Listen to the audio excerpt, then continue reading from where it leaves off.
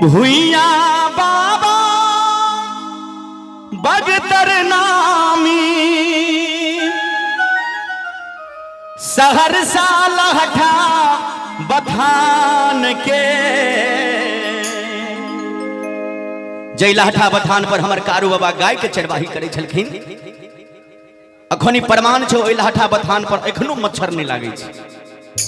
ओइ लहठा बथान के एहि गीत में वर्णन केलखिन है। कहबन भुइया बाबा बगतर नामी सहरसा लहठा बथान के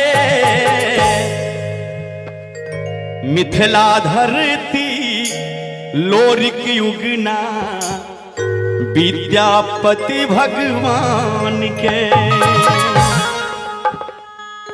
मिथिला के नाम पर एक बार जोरदार ताली बजा के हमरा संगे मिथिला धरती लोरिक उगना विद्यापति भगवान के। मिथिला धरती लोरिक उगना विद्यापति भगवान के।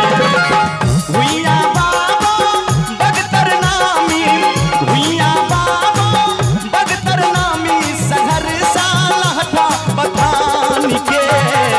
मिथिला धरती लोरिक उगना विद्यापति भगवान के। मिथिला धरती लोरिक उगना विद्यापति भगवान के।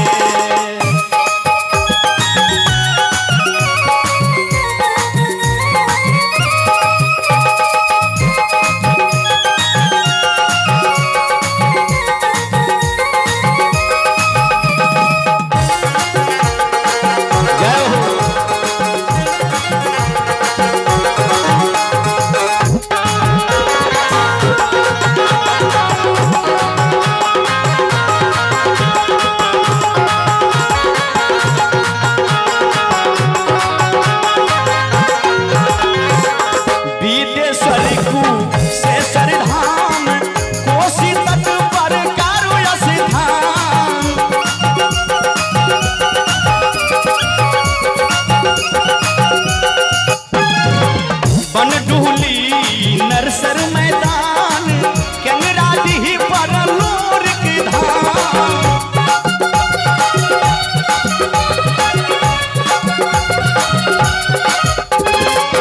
विदेश्वर कुशेश्वर धाम कोसी तट पर कारू स्थान। बनडुहली नरसर मैदान कंगरादी पर लोरिक धाम। श्यामा दरभंगा श्यामा दरभंगा शिव जी से मरदा नवादा गाम के। बोले मिथिला धाम की जयकारा में जान नहीं बुझा रही है। नीचे आवा पड़ते के हैं? एक बार जोरदार जयकारा करियो। बोले मिथिला धाम की। मिथिला धरती लोरिक उगना विद्यापति भगवान के। मिथिला धरती लोरिक उगना विद्यापति भगवान।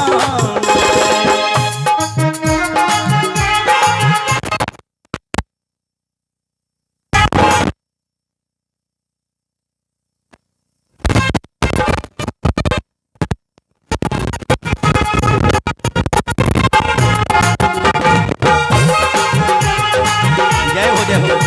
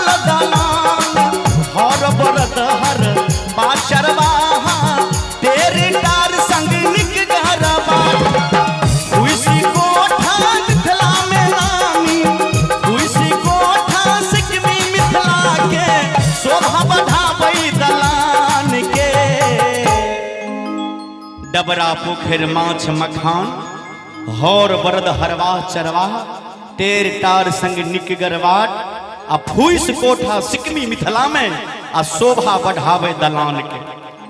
यह मिथिले में पायल जाय छै। ई सब ई सुंदर सुंदर दलान फूस के घर सिकमी कोठ कतेक सुंदर ई लिखली है।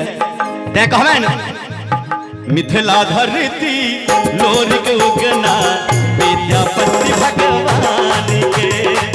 मिथिला धरती लोरिक उगना विद्यापति भगवान के।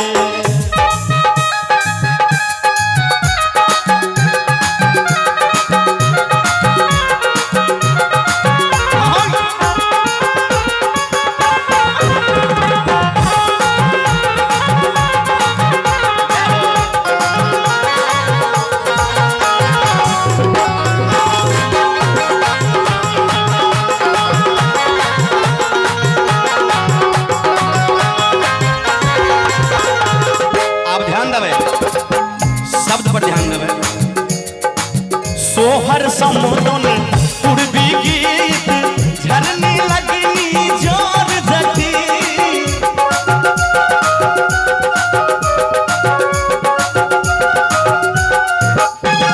हरामा के खट खट धोती के भट्ठा कुर्ता गमछा गमुरट्ठा।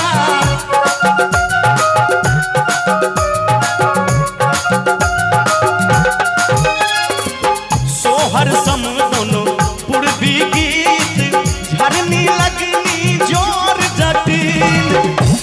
हरामा के खट खट धोती के भट्ठा कुर्ता गमछा पाग मुरट्ठा। मुरही कचरी मिथिला के नामी मुरही कचरी मिथिला के नामी झिल्ली कचरी शान के। जो ई शब्द निक लागल एक बार ताली दियो ना। बोले मिथिला धाम की। जखन कचरी या झिल्ली के जे याद पड़ल तो जेना लागिए जी में पानी आबि गेल। अहूँ सब आबि गेल है। ओ भी हाथ परक जे कचरी होइ छै तो बाते छोड़ दियो। सोहर समुदन हे पूर्वी गीत आ झरनी लगनी जोर जटिन। आ खराम के खट खट धोती के भट्ठा आ कुर्ता धोती पाग मुरट्ठा। हमारे राधे भाई देखियो धोती के ढट्ठा जे देने छथिन आ पाग जे बांधने छथिन कतेक सुंदर लाग रहलखिन है। एक बार राधे बाबू के जोरदार ताली दियो। जखन ई मंच पर छथिन तो हमरा सबके शान छथिन। खूब मस्ती में हमरा सबके नीक लागैया कार्यक्रम में। वो भी जना लागे शक्ति बढ़ गेलन आइ। ओना हम अखन बीमारो चलै छी लेकिन आइ बुझा रहल है जब हम मैथिली मंच पर आए हारजी जी। मुरही कचरी मिथिला के नामी आ झिल्ली कचरी शान के। देखियो हमरा दादी के मुंह में पानी आबि गेलै।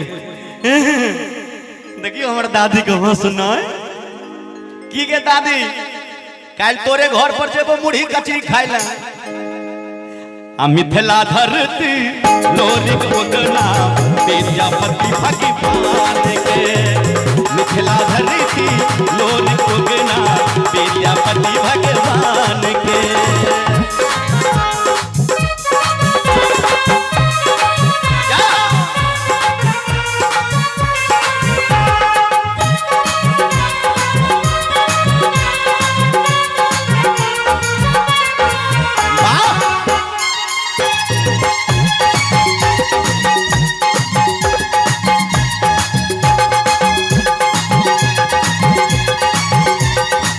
जय हो जय हो।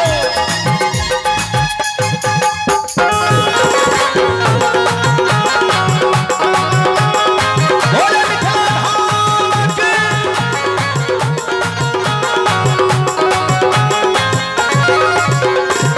सिंहेश्वर कपिलेश्वर धाम हावी की भगवती स्थान।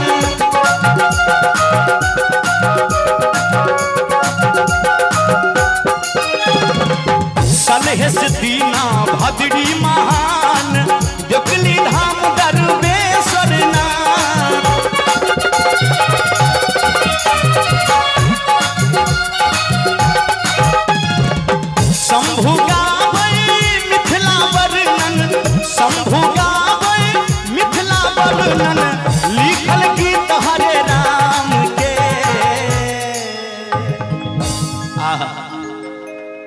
शंभु गाबै मिथिला वर्णन।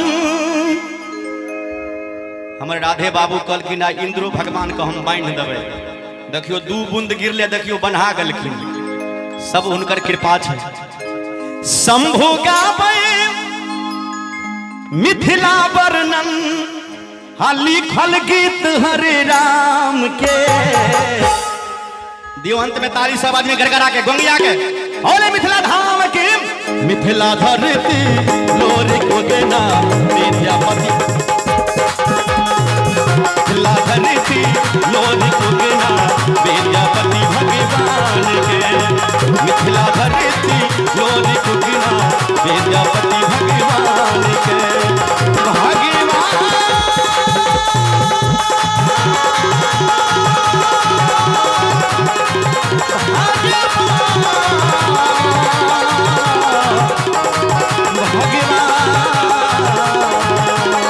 मिथिला धरती लोरी कुटना विद्यापति भगवान के। मिथिला धरती लोरी कुटना विद्यापति भगवान के। मिथिला धरती लोरी कुटना विद्यापति भगवान।